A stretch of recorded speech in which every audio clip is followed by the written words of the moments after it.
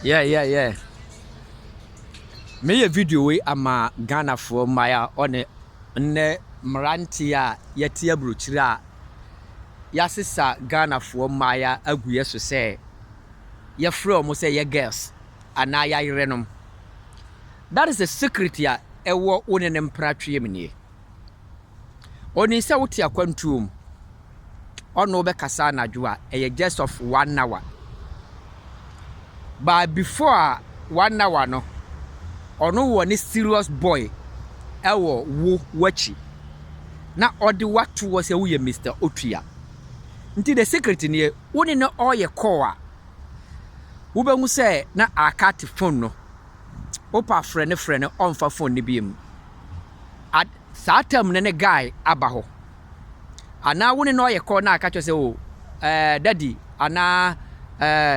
baby me kwa kodware aba na ne boy aba ho nti onya cat phone na opa ye de onfa phone ne biem ba ade atia na atwere I am sorry na me phone no battle awu na me phone ne yede battle awu ana me data esaye me kasa twere boys na mo wa kwantuom no momma muani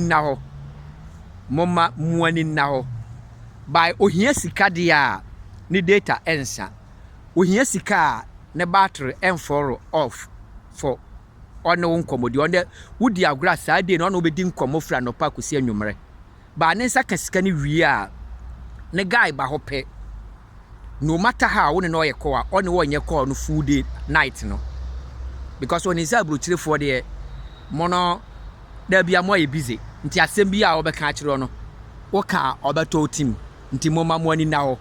e wo Ghana fo maya ne ho wo be frɛ na ada wo frɛ na nwumre no ada oh I'm sorry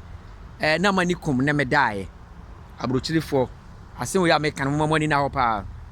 mo na mompna na mo twene wo Ghana no wo hia sika de a owo ho mre by se woni ni bedi nkomo a nkomo de oni tam moma mo ani na ho me kasa kire mo pa because ne Ghana for man na very wise omo open omo ani omo hu se ne akwantufo no aware hia mo nti omo ye mo flood ba ne flood na asesa flood no asesa no nti woni no ye call se si abe se astochi no na boy na ba ho na aka cho se ana me kwa kodware on fro bi ba de chia na atwere I'm sorry na me phone no off me data sign it is a liar ba ohia sika opa mo study we ohia sika ono betima di nkomo full day no ne ba trensa ne data ensa ba odru nkomo dey that battle besa data besa obetima kwa kodware